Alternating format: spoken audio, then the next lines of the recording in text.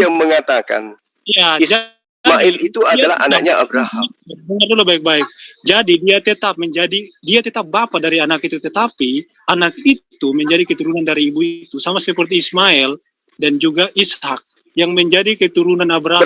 Berarti kitabmu menjadikan kamu gila gitu ya? Karena kitabmu mengatakan Ismail adalah anaknya Abraham, tapi konsep imanmu mengatakan Ismail bukan keturunan Abraham. Itu gimana ceritanya itu? Anak Abraham, tetapi yang menjadi keturunan Abraham adalah Ishak. Saya akan contoh begini. Berarti kitabmu membuat kamu gila dong. Seperti yang tadi saya berikan contoh, ketika anak itu lahir, marga yang akan diteruskan oleh anak itu bukan dari ayahnya, karena ayah ini nggak bertanggung jawab. Anak itu akan mengambil marga dari si ibu itu, bukan ayahnya, karena si ayah ini nggak bertanggung jawab. Sama seperti Abraham, yang menjadi keturunan disebut sebagai keturunan Abraham. Menurut kitab suci saya, bukan Ismail. Berarti kitab sucimu mengajarkan bahwa anak seorang laki-laki itu bukan disebut keturunan gitu. Jadi saya pikir itu sudah sangat jelas ya. Ya, jadi sangat jelas bahwa kitabmu mengajarkan kegilaan bahwa yang disebut keturunan itu bukan anak, atau anak itu. Salam satu Tuhan. Assalamualaikum warahmatullahi wabarakatuh. Ikhwan fillah yang dirahmati Allah. Selamat datang di channel Sajian Islam. Sebelum masuk ke videonya, jangan lupa klik subscribe dan nyalakan tombol notifikasinya, agar Andalah yang pertama kali menerima notifikasi video terbaru dari channel ini. Jangan lupa like dan share video ini ke media sosial yang Anda miliki, karena berbagi sedikit ilmu dapat memberikan pahala yang sangat besar. Semoga bermanfaat. Jadi begini, kalau kita membahas tentang Trinitas, lalu kemudian kita menjadikan teman-teman Kristen penganut Trinitas itu sebagai narasumber, itu sama halnya kita memandikan diri kita di air comberan. Tidak akan pernah bisa bersih. Kenapa? Karena kita tidak tahu asalnya, muaranya, pangkalnya daripada permasalahan Trinitas itu sebenarnya. Jadi perlu diketahui bahwa ketika Yesus itu diutus di wilayah Palestina, di tanah Yudea, itu dia di bawah dominasi koloni kerajaan Romawi. Ini yang perlu. Ini kata kuncinya di sini nih, Trinitas. Sehingga nanti belakangan orang Trinitas yang seakan-akan ingin dianggap sebagai pengikut Yesus itu akan memaksakan dengan berbagai macam analogi. Ada yang ngambil tangan lah, ada yang ngambil tubuh lah, dan seterusnya. Memaksakan sesuatu yang sangat-sangat simpel sebenarnya.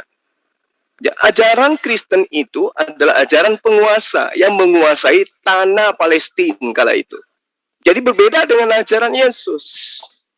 Nah, ini yang perlu kita pahamkan kepada teman-teman Kristen supaya tersadarkan gitu. Jadi ketika Yesus itu datang sebagai guru, dia disebut sebagai rabi, dia sebagai nabi, mengaku sebagai utusan Tuhan. Itu di wilayah Palestina, di mana wilayah tempat dia mengajarkan sebuah konsep, itu dibawa kuasa daripada kerajaan Romawi. Yang mana di dalamnya juga banyak orang Yunani. Nah, ketika Yesus disalib, berita penyalibannya itu menyebar ke seluruh penjuru Timur Tengah hingga sampai ke daratan Eropa, terutama di Yunani. Jadi banyak orang yang ingin mengabdikan diri mereka di dalam konsep pengajaran keturunan mereka secara turun-temurun dengan mengambil peristiwa ini. Jadi kembali mengabadikan peristiwa tentang Yesus itu sebagai sebuah konsep. Nah, kenapa kemudian muncul Trinitas? Dari mana asalnya ini? Kenapa kemudian ajaran Trinitas itu tidak jauh beda dengan ajaran Trinitas-Trinitas yang lain? Seperti misalnya ajaran Trinitas di Mesir, di India, di Yunani, dan juga di Romawi. Kok bisa? Kenapa bisa sama gitu loh? Bagaimana Brahma, Wisnu, dan Shiva? Bagaimana kemudian Isiris, Oris, dan Huris? Bagaimana kemudian Zeus, Poseidon, dan Pedos? Jupiter, Lipton, dan Pluton? Kok bisa? Bapa, Anak, dan Roh. Kok bisa sama? Tapi ketika kita cari akar permasalahannya, sumber daripada ajarannya, itu tidak bermuara kepada Yesus. Coba, mau dibuka sampai manapun kitabnya orang Kristen, tidak ada pernah Yesus mengajarkan aku adalah Bapa yang nusul menjadi manusia. Yang kita dengarkan hanya Demian, hanya saudara swasta, hanya ini dan itu yang mengatakan itu. Yesus sendiri tidak pernah mengatakan itu. Sementara yang menjadi sumber kebenarannya mereka adalah konon, katanya Yesus. Mana ajarannya? Konon yang guru adalah Yesus. Konon yang lahir adalah Yesus sebagai Tuhan di kota Daud. Berarti yang punya hak, punya wewenang, punya kapasitas, punya otoritas untuk mengatakan itu Yesus. Tapi apakah ada perkataan Yesus seperti itu? Tidak. Maka itulah kemudian saya katakan, ketika Trinitas ini mencoba untuk memanipulasi kitabnya Yudaism untuk kemudian mereka jadikan sebuah konsep dalam tatanan keagamaan mereka, ditertawakan oleh yang mempunyai kitab. Kalau dikatakan bahwa kitab Ulangan, kitab Yesaya, ada Trinitas di sana dan seterusnya, yang lebih tahu adalah mereka yang mengkitabkan kitab itu secara ori, bukan umat terjemah. Yang hanya mencocok-cocokkan kitabnya Bani Israel dengan kitab Yunani milik mereka dalam bentuk sama bahasa Indonesia dan bahasa Indonesia. Perjanjian lama bahasa Indonesia, perjanjian baru bahasa Indonesia. Diaduk menjadi satu sehingga muncul ajaran Trinitas itu. Padahal kalau mereka ini jeli, ya, mencari kebenaran, bukan egois di dalam beragama. Mereka pasti tentu tahu bahwa di dalam pengajaran Bani Israel banyak dalil yang mengatakan bahwa Tuhan itu satu. Bahkan kemudian ketika Bapak mengatakan Tuhan yang mereka sebut Bapa di dalam Yesaya 43 ayat 10. Apa yang dia katakan? Sebelum aku tidak ada Tuhan yang dibentuk dan sesudah aku tidak akan lagi. Nah sekarang coba kita lihat Tuhan yang Kristen yang berupa manusia. Itu dibentuk atau tidak? Dibentuk. Dari mana dia dibentuk? 9 bulan di dalam rahim. Setelah dibentuk dia menjadi apa? Menjadi manusia. Pertanyaannya, apakah Yehoshua itu adalah manusia? Tidak. Berarti yang muncul kemudian adalah Tuhan bentukan baru. Tabrakan enggak dengan kitabnya Bani Israel? Tabrakan enggak dengan kitab yang sering dibacakan oleh Yesus di sinagog kepada Bani Israel? Tabrakan. Nah sekarang yang mana mau kita ikuti? Ajaran Yesus atau ajaran Kristen? Yesus acap kali masuk ke rumah ibadat di sinagog pada hari Sabat di tempat kelahirannya. Apa yang dia baca? Kitab Yesaya, Pak. Kitab Ulangan, kitab Bilangan. Nggak pernah baca kitab Matius, nggak pernah baca kitabnya Yohanes. Berarti pengabaran yang datang belakangan tidak valid. Yang benar adalah pengabaran yang ada di Perjanjian Lama yang mengatakan la ilaha illallah Yesus Rasulullah. Selesai. Jadi Trinitas itu, ya, itu tadi aku bilang. Membahas tentang Trinitas dengan orang Kristen yang mengaku sebagai pengikut Trinitas sama halnya memandikan orang dengan air comberan. Nggak akan pernah bisa bersih. Karena mereka tidak tahu dasarnya, gitu loh. Aku tidak dapat berbuat apa-apa dari diriku sendiri. Oh, itu karena dia sebagai manusia. Oke. Apakah Bapak itu pernah menjadi manusia? Pernah. Oh, berarti dia pernah meninggalkan hakikatnya sebagai Tuhan pencipta alam semesta. Tuhan apaan seperti ini?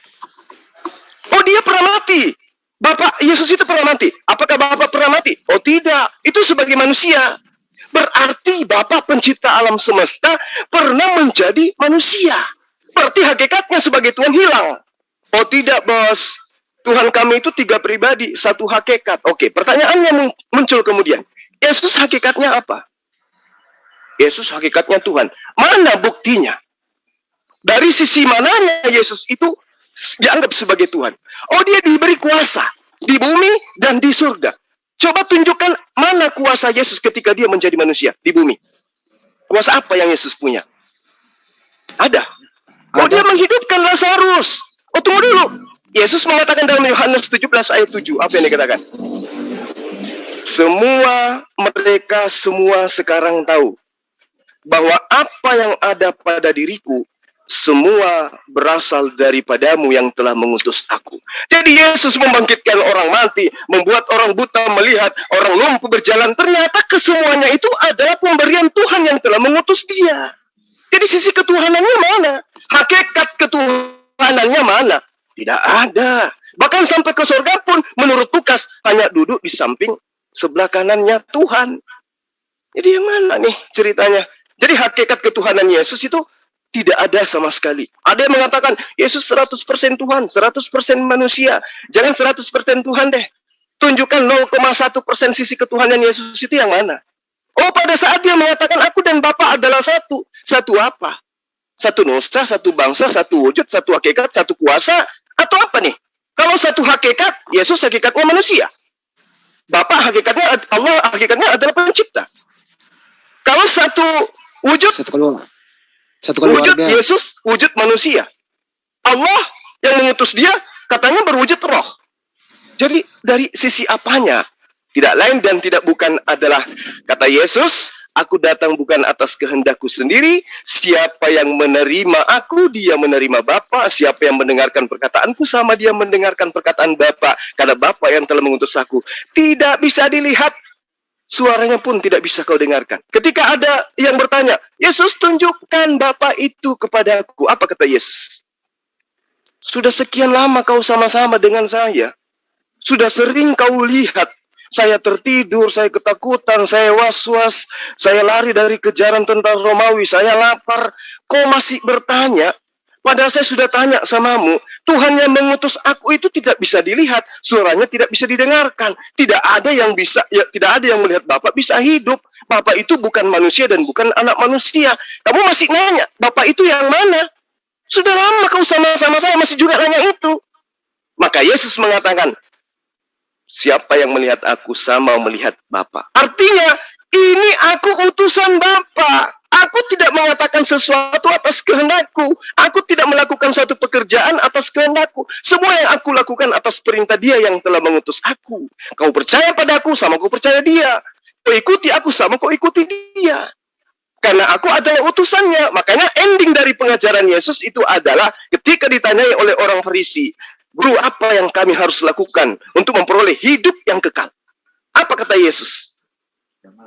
Untuk memperoleh hidup yang kekal hanya satu, kata Yesus. Apa itu? Kamu mengikuti segala perintah Allah. Coba lihat di dalam Matius 19. Lalu katanya, orang-orang ini bertanya, apa perintah Bapak itu? Jangan membunuh, jangan begini, jangan berzina, jangan begini, jangan begini, jangan begini, jangan. Dan tidak ada satupun di antaranya. Jadikan aku satu pribadi dari 3 pribadi Tuhan. Tidak ada. Tidak ada yang mengatakan menjadilah kau penyembahku. Tidak ada. Yesus kembali merujuk kepada hukum Taurat. Apa yang tertulis dalam hukum Tauratmu? Itu yang kamu lakukan, kata Yesus. Di dalam hukum Taurat tidak ada penyembahan kepada 3 pribadi. Semua bermuara kepada ajaran politeisme, animisme yang sudah diajarkan, yang sudah dianut oleh penjajah Romawi yang menguasai tanah Yudea, sehingga ajaran Yesus kala itu 2 serangan. Diserang dari 2 kubu. Diserang dari Yudaism, diserang juga dari penganut pagan, orang-orang Yunani Romawi.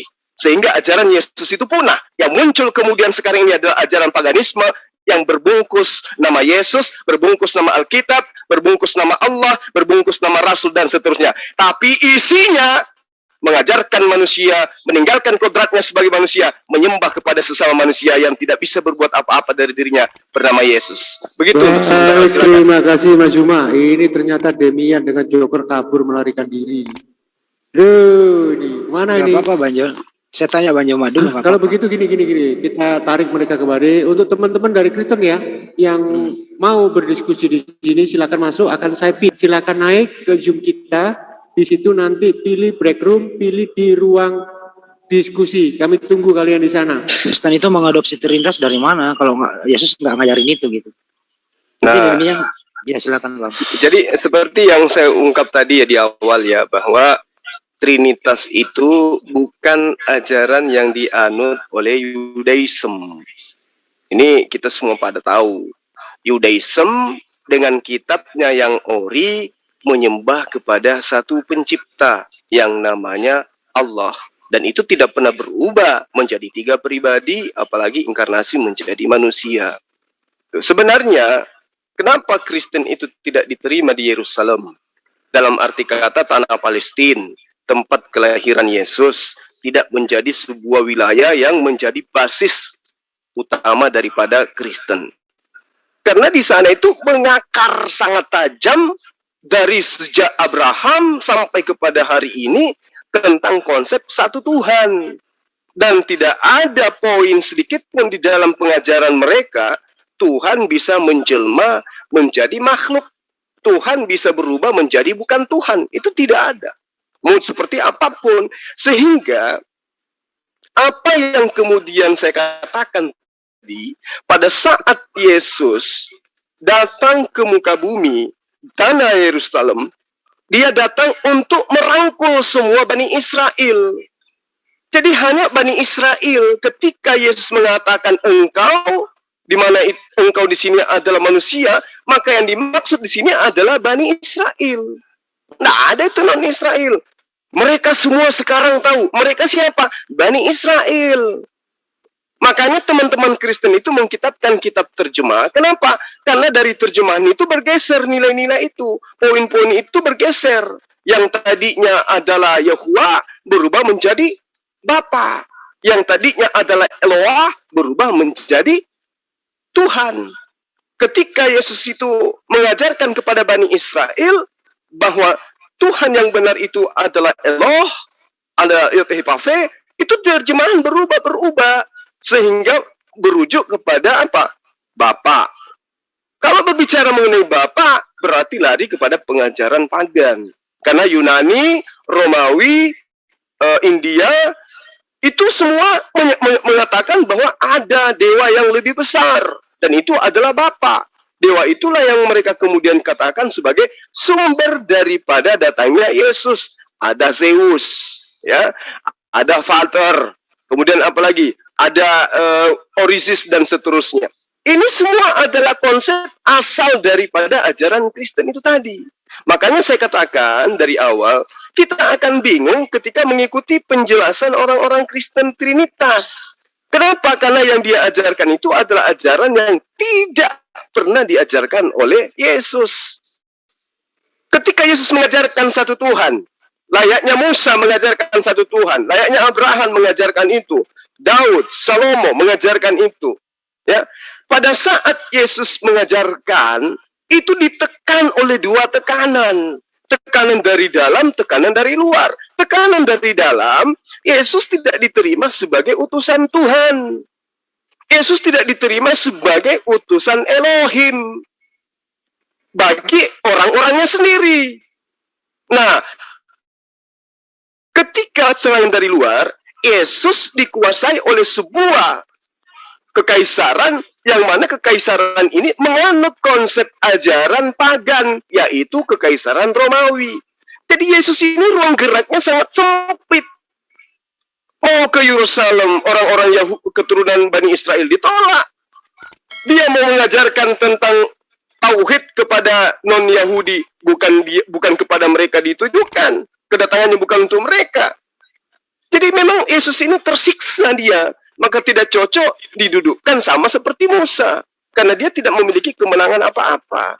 Tidak menang terhadap Yerusalem, tidak menang terhadap non-Israel dan seterusnya. Jadi kemudian Yesus namanya besar, setelah kerajaan Romawi memproklamirkan, mengganti ajaran pagan mereka dengan nama Kristen, dengan nama Katolik. Barulah kemudian nama Yesus itu besar sekali. Karena Yesus telah menggeser posisi Zeus. Yesus telah menggeser posisi Asuris. Ya, Yesus telah berhasil mengusir posisi keyakinan orang-orang Yunani yang tadinya percaya kepada Poseidon sebagai jelmaan Zeus, duduk sebagai pengganti daripada Poseidon itu sendiri. Nah, Yesus itu naik pangkat menjadi Nepton, menggantikan posisi sembahan kedua dari dewa Jupiter yang menjelma menjadi manusia dalam konsep pengajaran kekaisaran Romawi. Lalu kemudian kita lihat secara histori, dari mana gelombang kekristenan ini datang? Dari mana Katolik ini berasal? Jelas bahwa ajaran Kristen Katolik sumbernya tidak lain dan tidak bukan adalah dari kekaisaran Romawi. Pertanyaannya, apakah kekaisaran Romawi tunduk di bawah budaya ajaran keyakinan Yerusalem? Tidak. Tidak sama sekali. Lalu kapan orang-orang Romawi di abad pertama ini ibadah di sinagog? Ibadah di tempat ibadahnya orang Yahudi kapan? Tidak pernah. Makanya orang Kristen itu pusatnya di Roma. Karena memang dari sanalah Kristen itu, bukan dari Yerusalem. Itu yang perlu diketahui. Makanya orang Kristen kitab perjanjian barunya itu bukan berbahasa-bahasanya Yesus, bukan bahasa Aramaik, tapi bahasa Yunani. Karena memang itu adalah cikal bakal konsep yang tadinya sudah diajarkan kepada orang Yunani dan Romawi tentang Zeus, tentang Jupiter, yang kemudian mempusi masuk ke ajaran Yesus, lahirlah Kristen. Begitu, Bang. Makanya jangan heran kalau misalnya orang Kristen ditanya, Yesus itu siapa? Tuhan. Roh Kudus itu siapa? Tuhan. Bapa itu siapa? Tuhan. Ya sama, Jupiter, Neptun, Pluton, Tuhan. Zeus, Poseidon, dan Pedes, Tuhan. Sama, Brahma, Wisnu, Shiva, Tuhan. Osiris, Asuris, dan Horus, Tuhan. Jadi 3 pribadi, 1 hakikat. Sama. Nah, apakah Musa mengajarkan itu? Tidak. Abraham? Tidak. Ishak? Tidak. Yakub? Tidak. Salomo? Tidak. Daud? Tidak. Yesaya? Tidak. Lalu siapa? Dari mana sumbernya ini? Nah, dari konco-konco penjajah Kekaisaran Romawi. Begitu, Bang Handi. Oke, terima kasih. Dulu biarkan ini biar hidup diskusinya, biar teman Kristen dulu yang katakanlah menyangga. Di sini ada Joker dan juga Demian. Silakan. Nanti habis itu gilirannya Mas Sueb. Silakan. Joker duluan aja, Bang Joker. Saya baru masuk lagi soal. Oke, saya tanggapi Suma yang besar saja suaranya tapi tanpa data sama sekali dan hanya asumsi. Pertama, sama ketika Arab merubah nama YHWH menjadi Allah Subhanahu wa Ta'ala. Mohon maaf teman-teman yang lain karena Suma telah menyinggung juga, maka kalian harus netral. Karena mereka banyak nama Tuhannya, manat alat usaha dan Tuhan pagan. Ya, sumber dari agama Katolik adalah Roma. Luar biasa pengetahuan Ustadz kalian ini. Luar biasa. Dia nggak paham sejarah tapi mengatakan sesuatu di dalam sisi yang harusnya menggunakan dalil. Dia nggak nonton berarti kata-kata dari saya yang selama ini mengatakan dengan jelas. Ada satu uskup bernama Polikarpus. Dia adalah bapak gereja dari konsili. Gereja konsili.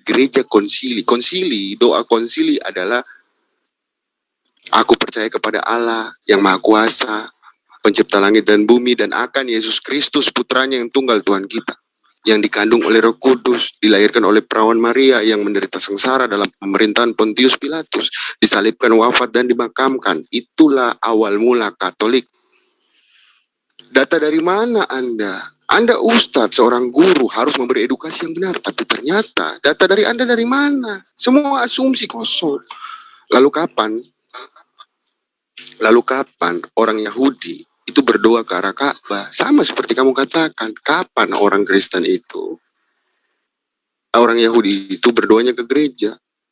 Sama kan kawan? Seperti itu. Demikian, lanjutkan. Kalau bisa jangan melebar dari misteri Trinitas ya. Iya, oke. Ini lagi ada telepon soalnya. Oke, saya tambahkan ya sedikit mengenai bahasa asli Yesus. Kalau kita belajar, orang Yunani menjajah orang Yahudi. Nah, jadi otomatis bahasa Demian, saya menggunakan di situ adalah rupanya suara Demian ini nggak kondusif ya. Kalau begitu langsung dilanjutkan ke, silakan Mas Zuma menanggapi. Baik. Jadi tadi saudara siapa? Demian Ya. dan Joker terutama. Ya, Joker. Anda mengatakan kepada saya, dari mana dasar pijakan saya mengatakan bahwa pusat Katolik atau sumber daripada pengajaran yang tersiar di negara kita ini itu datangnya dari Romawi. Ya, lihat saja sejarah. Ketika Yesus itu mengajarkan tentang Taurat kepada Bani Israel, datang belakangan oknum yang mengajarkan tentang perjanjian baru. Itulah kitab Anda. Nah, dari kitab Anda, melalui penyelidikan orang-orang yang ada pada zaman itu, konon ceritanya, itu jelas dikatakan tentang Paulus. Apa yang dikatakan oleh orang-orang yang ada di sekeliling dia berdasarkan kitab Anda? Coba Anda lihat di dalam Kisah Para Rasul 21 ayat 8 misalnya. Hai orang Israel, tolong. Inilah orang yang di mana-mana mengajar semua orang untuk menentang bangsa kita. Siapa yang dimaksud ini? Paulus. Dan menentang hukum Taurat. Siapa yang dimaksud ini? Paulus. Dan sekarang ia membawa orang-orang Yunani pula ke dalam bait Allah dan menajiskan tempat suci ini. Coba. Jadi orang-orang yang diambil, yang direkrut oleh Paulus menjadi pengikutnya, oleh orang Yahudi disebut sebagai orang yang najis. Masih tercatat di dalam kitab Anda. Jadi itu bukan fitnah.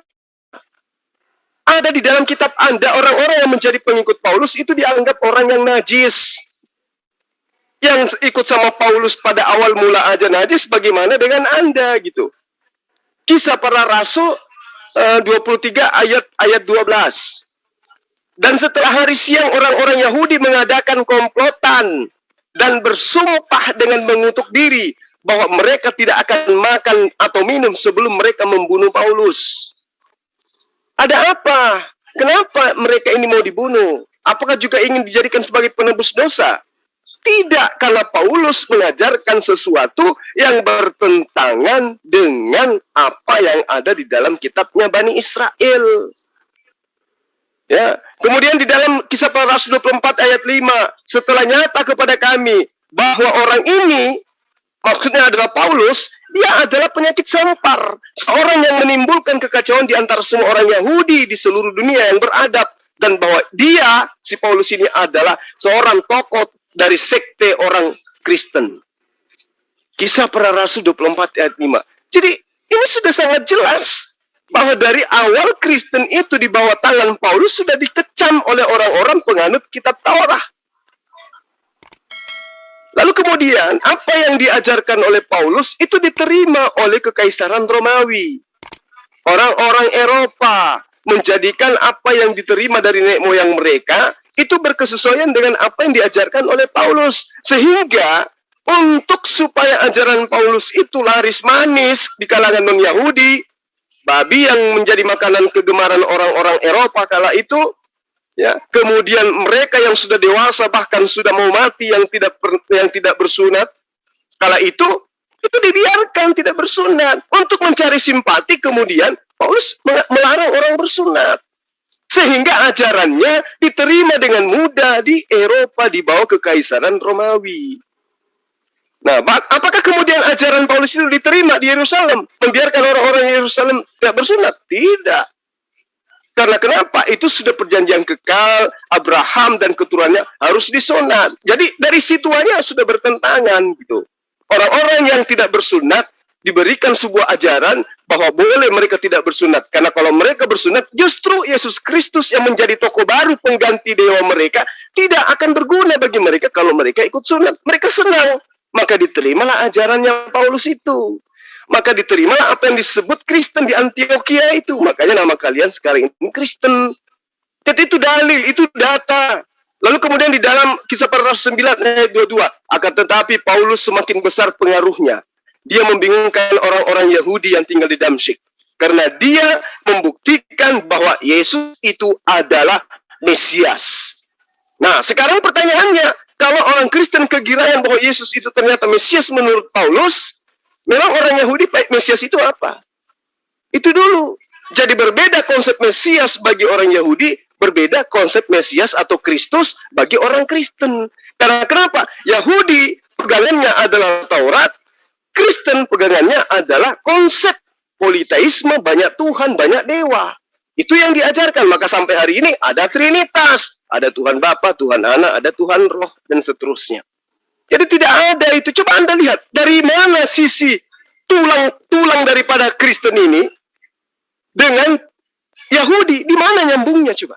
Yesus diterima sebagai nabi aja kagak. Apalagi menerima konsep Kristen yang mendudukkan Yesus itu sebagai Tuhan. Yesus datang kepada Bani Israel. Merangkak dia di situ. Terimalah saya sebagai utusan Tuhanmu, wahai Bani Israel. Ditolak. Muncul kemudian ajaran yang justru mengajarkan yang tadinya ini ngemis-ngemis minta diakui sebagai nabi, diajarkan, diorbitkan justru menjadi Tuhannya Bani Israel yang datang sebagai manusia. Nyambung nggak itu? Tidak. Bahkan yang saya katakan tadi, Paulus dikecam, Paulus dikutuk, dikatai penyakit sampar dan seterusnya. Dia adalah penyesat dan seterusnya. Jadi mau dapat pembenaran dari Yahudi itu dari sisi mananya? Karena sampai hari ini sudah ribuan tahun orang Yahudi belum juga menerima Kristen belum juga menerima Tuhannya Kristen, ya layaknya mereka mendudukkan Tuhan mereka sama dengan Tuhan yang umat Islam. Kalau Anda mengatakan tadi, bagaimana kemudian YHWH bisa berubah menjadi Allah Subhanahu wa Ta'ala? Ini sudah sering saya jelaskan. Bahkan hari ini, orang-orang yang mengaku paham kitab Tanakh itu menyamakan Allah dengan Tuhan mereka. Ketika mereka menerjemahkan kitab Torah ke dalam bahasa Arab, YHWH mereka ganti menjadi Allah. Tidak ada masalah di situ. Karena memang mereka sadar di kitab mereka, keturunan Ismail itu dijadikan oleh Allah sebagaimana janjinya menjadi penyembah-penyembah kepada Allah. Aku akan menjadikan engkau, aku akan menjadi Tuhanmu, Tuhan anak-anakmu, Tuhan keturunanmu secara turun-temurun. Jadi Anda tidak bisa menggantikan posisi itu, karena itu adalah sumpah Allah kepada Abraham. Sementara Ismail keturunannya itu jatuhnya di Arab.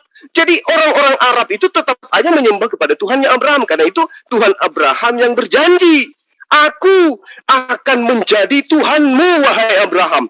Tuhan anakmu, Tuhan keturunanmu secara turun-temurun. Jadi kalau Anda yang penyembah Zeus ingin mengatakan bahwa Allah itu bukan Tuhannya Abraham, salah. Baca lagi kitabnya Bani Israel yang kalian ambil secara tidak sah. Silakan yang lain lanjut. Oke, saya akan menanggapi semua kata-kata semua yang penuh asumsi. Dari yang pertama, ya tunggu Sueb. Sueb, kami tidak memakai Mishneh Torah. Kami tidak percaya dengan Mishneh Torah. Yang kami yakini adalah Tabiblia Terjemahan atau Alkitab. Seperti itu ya. Ya, Itulah artinya terjemahan. Tadi semua membahas tentang sunat. Ini asik banget nih. Saya pernah bahas dengan dia, tapi dia belum sadar juga tentang ini. Itulah Paulus.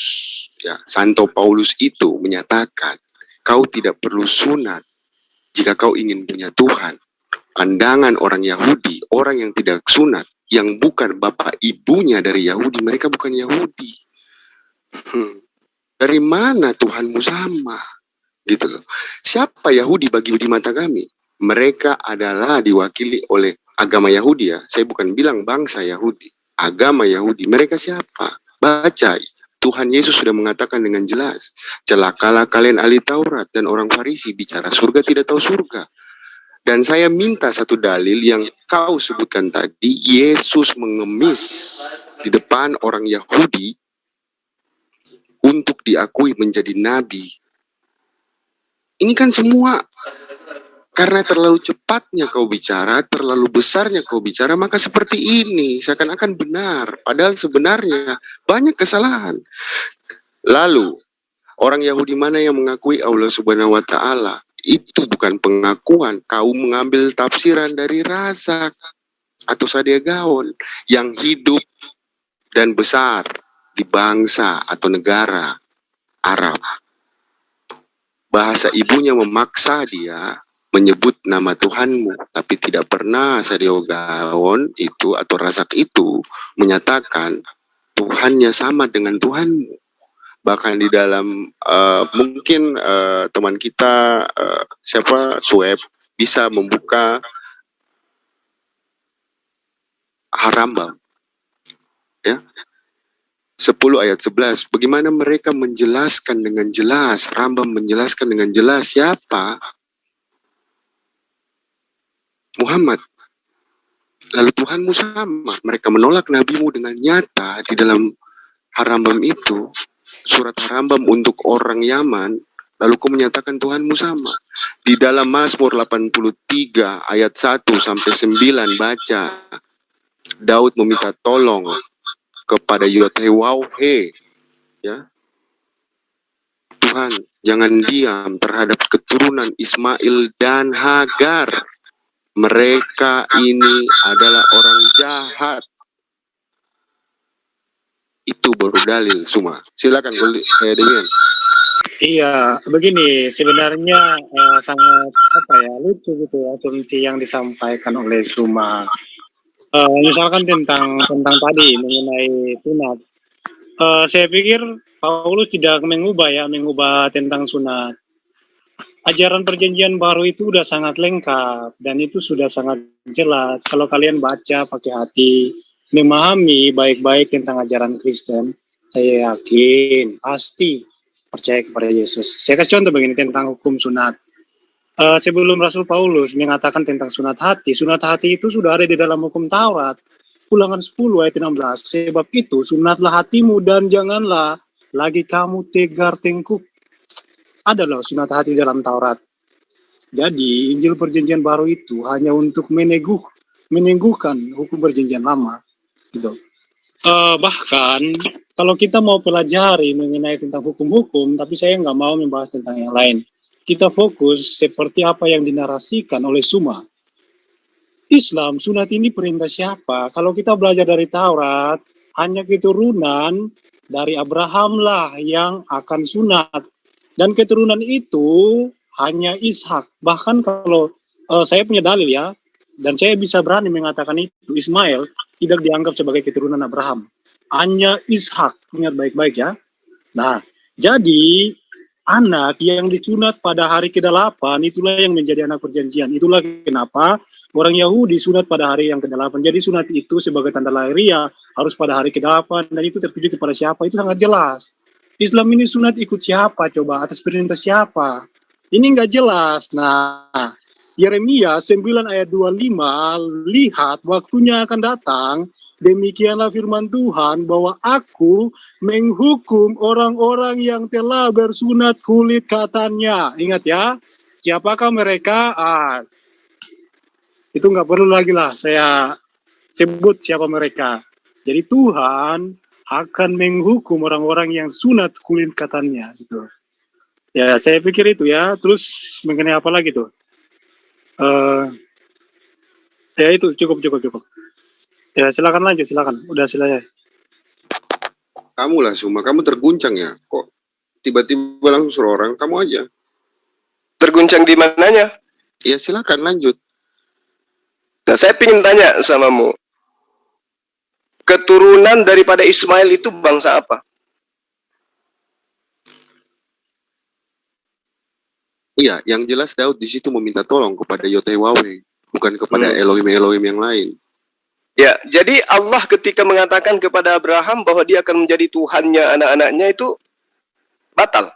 Dalam Rosasana, Ismail sudah dibunuh. Oh. Tadi Demian juga sudah jelaskan. Jadi di Kejadian 17 yang ada di kitab kalian itu batal semua. Referensi atau petunjuk yang kau gunakan dari Yahudi kan? Dari awal kau menggunakan referensi dari Yahudi. Kami menunjukkan referensi yang sama denganmu semua. Iya, sekarang Kejadian 17 itu benar nggak itu ayat tuh? Yang mengatakan bahwa Allah mendengarkan segala permintaan Abraham tentang Ismail. Benar nggak? Begini, bedakan. Oh ya silakan. Iya, begini saya jelaskan satu kali ya. Ya. Ismail itu tidak dianggap sebagai keturunan Abraham. Ingat baik-baik. Mana? Coba tunjukkan dalilnya. Tunggu, saya jelasin dulu, saya tunjukkan dalilnya. Ya, baik. Kan kalau misalkan Ismail mendapat harta warisan itu diberikan. Tetapi untuk anak perjanjian dan keturunan Abraham itu adalah dia yang sunat pada hari ke-8. Ismail itu nggak sunat pada hari ke-8. Ingat baik-baik. Ingat baik-baik ya. Saya minta dalil bahwa Ismail itu bukan anaknya Abraham. Coba. Oke, Kejadian 21 ayat 12. Tetapi Allah berfirman kepada Abraham, janganlah sebal hatimu karena hal anak dan budakmu itu dalam segala yang dikatakan Sarah kepadamu haruslah engkau mendengarkannya. Sebab yang akan disebut keturunanmu ialah yang berasal dari Ishak. Ingat ya. Yang disebut keturunanmu adalah yang berasal dari Ishak. Sedangkan Ismail disebut keturunan dari si Hagar. Kejadian 21, dengar baik-baik. Kejadian 21 ayat 13. Tetapi keturunan dari hambamu, ingat ya, tetapi keturunan dari hambamu itu juga akan kubuat menjadi suatu bangsa, karena ia pun anak Tuhan. Ingat. Oke. Sekarang, oke. Saya sudah tahu poinnya, saya sudah terima poinnya. Kamu ingin mengatakan kitab terjemahan mengatakan bahwa Ismail itu bukan keturunan, bukan anak daripada Abraham, betul? Bukan saya yang katakan, tapi kitab bukan saya yang katakan. Oke, sekarang saya tanya sama Anda. Yang mengatakan Ismail itu anaknya Abraham yang ada di dalam kitabmu di Kejadian 17 itu siapa? Saya tunjukin dalilnya dong. Apa yang Anda maksud di situ? Coba lihat di dalam Kejadian 17 ayat 25, ayat 26. Oke, Kejadian 25.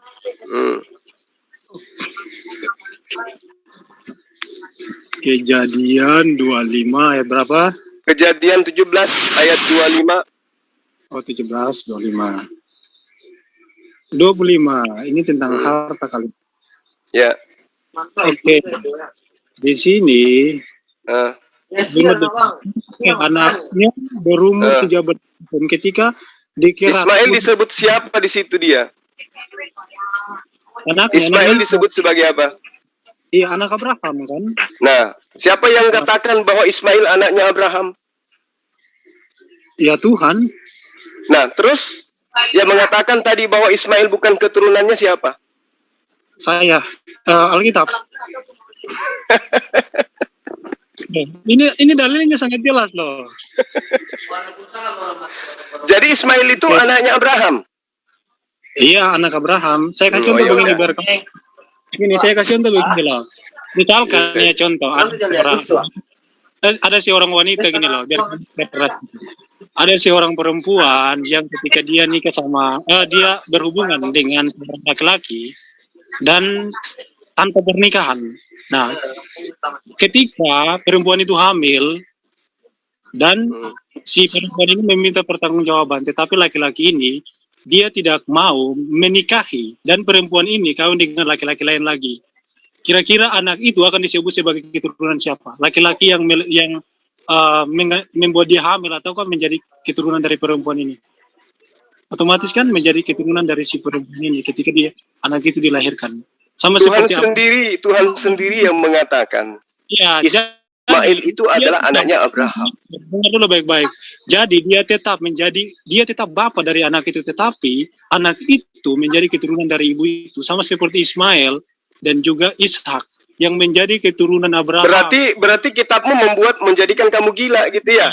Karena kitabmu mengatakan Ismail adalah anaknya Abraham, tapi konsep imanmu mengatakan Ismail bukan keturunan Abraham. Itu gimana ceritanya tuh? Anak Abraham, tetapi yang menjadi Bukan keturunan. Abraham adalah Ishak. Saya kasih contoh begini.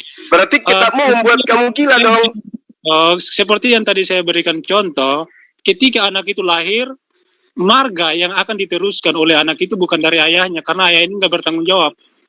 Anak itu akan mengambil marga dari si ibu itu, bukan ayahnya, karena si ayah ini nggak bertanggung jawab. Sama seperti Abraham, yang menjadi keturunan disebut sebagai keturunan Abraham.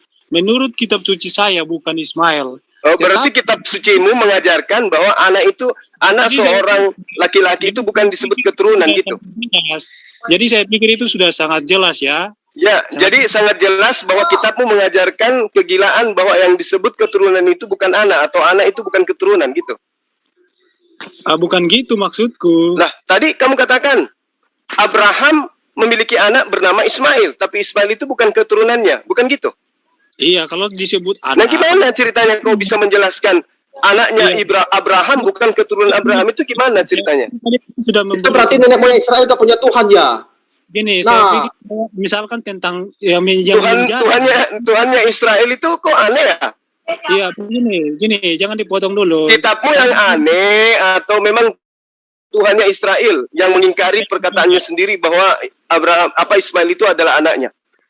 Ya, kapan? Boleh saya bantu jawab nggak? Silakan. Tentu ada alasan-alasan tertentu mengapa Ismail ini dia dikeluarkan dari keturunan Abraham. Tidak mungkin begitu saja, iya kan? Mari kita lihat komentar Rasi mengenai Ismail ini, mengapa sampai dia dibuang. Ini rahasia. Ini alasannya dia dibuang. Maka tadi saya berikan kepadamu dalil Roh Hasana lebih cepat, lebih baik. Seperti itu. Jadi ini kata rahasia, jadi bisa dijelaskan sama Sweb, karena Sweb mengerti. Seperti itu. Bisa jadi kita lanjut aja. Bang Handi, Bang Juma. Iya. Ya, makasih Bang Juma. Jadi ini dari Trinitas ke anak perjanjian ya. Memang teman-teman Kristen termasuk saya juga dulu beranggapan bahwa Ishak itulah anak perjanjian gitu. Nah, tapi coba kalau kita pelajari Bible secara keseluruhan, ada beberapa catatan yang perlu diketahui oleh teman-teman Kristen gitu. Yang pertama, menurut Bible itu, Ishak itu anak hasil incest ya, dia ada di Kejadian 20 sampai 12. Dan menurut imamat sebenarnya itu harus dilenyapkan, tapi karena Taurat itu, hukum Musa itu terbit belakangan, sehingga kemudian itu tidak bisa sebagai dasar untuk melenyapkan Ishak itu. Yang kedua, menurut Yesus, Yahudi itu adalah keturunan ular beludak itu, di Matius 23 ayat 33. Nah, pertanyaannya adalah apa relevansinya? Nah, anak perjanjian itu menghasilkan Yahudi, dan kata Yesus, Yahudi itu adalah keturunan ular beludak dan keturunan pembunuh nabi-nabi. Terus kemudian yang berikutnya, menurut Yesus di Yohanes 8:40-44, bapa dari orang-orang Yahudi itu adalah iblis gitu. Jadi keturunan Ishak ini, anak perjanjian itu, yaitu orang Yahudi, punya bapa yang katanya Yesus adalah iblis. Terus kemudian yang berikutnya, menurut Yesus, kerajaan Allah itu malah akan diambil dari Israel dan akan diberikan kepada bangsa lain. Jadi anak perjanjian itu mungkin Ishak, tapi bisa jadi kerajaan Allah itu memang dipindah di Matius 21 ayat 43. Lalu kemudian kalau kita baca lagi Bible, menurut Yesus, nantinya di manakah orang-orang itu akan menyembah Tuhannya Yesus gitu. Di Yohanes 4:21 disebutkan bahwa dahulunya di Yerusalem, tapi saatnya akan tiba bahwa penyembahan kepada Bapa, yaitu Tuhan Yesus, bukan lagi di Israel, Bang.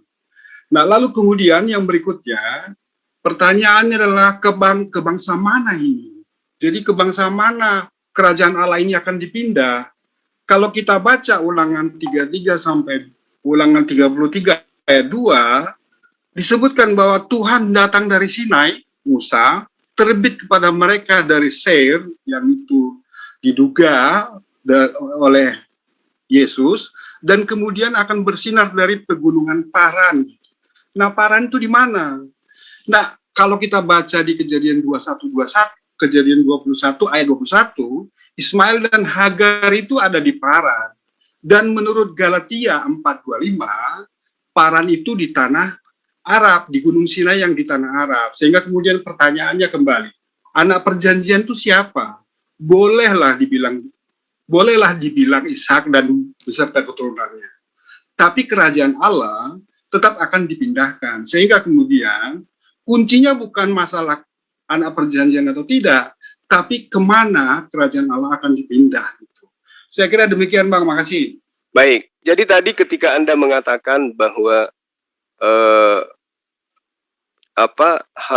Ismail itu menurut Rasi adalah penyembah dewa dan seterusnya. Berarti yang kamu maksud dewa di sini adalah Tuhannya Bani Israel. Nah, disinilah kekacauan kitab Anda dan pemahaman Kristen itu dengan mudah ya menerima sebuah konsep tafsir-tafsir karena tidak memiliki panduan dalam bentuk original teks kitab. Kalau Anda jeli melihat kitab Anda dalam kitabnya Bani Israel yang Anda ambil terjemahannya, di Kejadian 16 ayat 13. Kemudian Hagar menamakan Tuhan yang telah berfirman kepadanya itu dengan sebutan engkaulah El Roy. Sebab katanya, bukankah di sini kulihat dia yang telah melihat aku. Nah, berarti Hagar jelas kan menyembah kepada El Roy kan. Bani Israel dalam bahasa Ibrani itu menyebut Tuhannya mereka itu dengan salah satu sebutan El Roy. Keturunannya pasti menyembah El Roy juga. Terus dewanya yang Anda maksud itu El Roy. Sementara Ismail itu tidak pernah ada nyata di dalam pengajaran yang Anda anut bahwa dia menyembah kepada ilah lain selain daripada El Roy. Itu yang pertama. Kedua, coba Anda lihat sebagai yang diterangkan oleh Bang Bonar tadi. Bagaimana kemudian di dalam Kejadian 17 Allah menjanjikan apa kepada Abraham? Salah satunya memiliki keturunan yang banyak, menjadi bangsa yang besar, anak cucunya menjadi raja-raja dan seterusnya.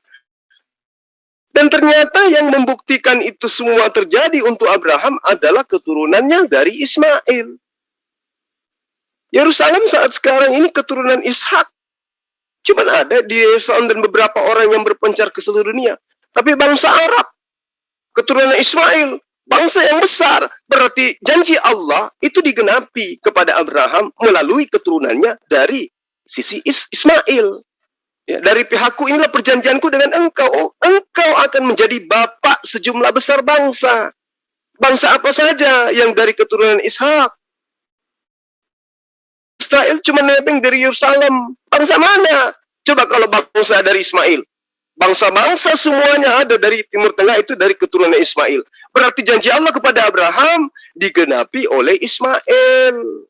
Itu makanya aku bilang, ketika sahabat Kristen mengatakan, yang diminta untuk dikorbankan itu anak tunggal atau anak perjanjian. Kenapa Ishak disebut anak perjanjian? Karena memang yang dijanji untuk melahirkan seorang anak itu adalah Sarah. Ketika dia hamil, lahir Ishak, janji itu sudah selesai.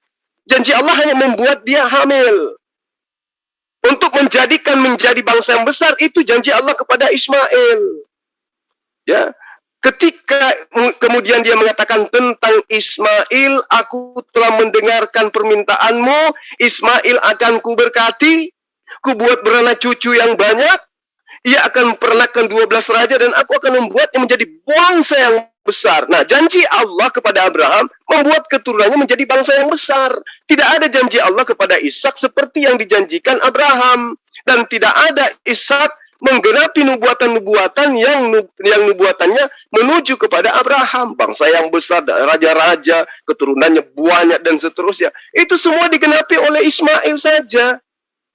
Kalau keturunan Ishak sekarang mana? Bangsa apa saja? Bangsa Eropa mana ada? Cuma Yerusalem. Itu pun kalau kita membaca peta politik, ya, wow, subhanallah. Ternyata semuanya itu merujuk kepada Ismail. Nah, kembali kepada yang tadi, yang pertama, ketika Anda mengatakan Abraham memiliki anak tapi bukan keturunan, itu artinya kitab Anda membuat Anda menjadi error. Ketika Anda membaca bahwa yang menjadi keturunanmu hanya Ishak, sementara di ayat lain dikatakan Allah sendiri yang berfirman, Ismail adalah anakmu, maka saya katakan kepada Anda, tinggalkan kitab yang membuat akal Anda tidak berfungsi seperti yang seharusnya. Demikian. Baik, terima kasih Mas.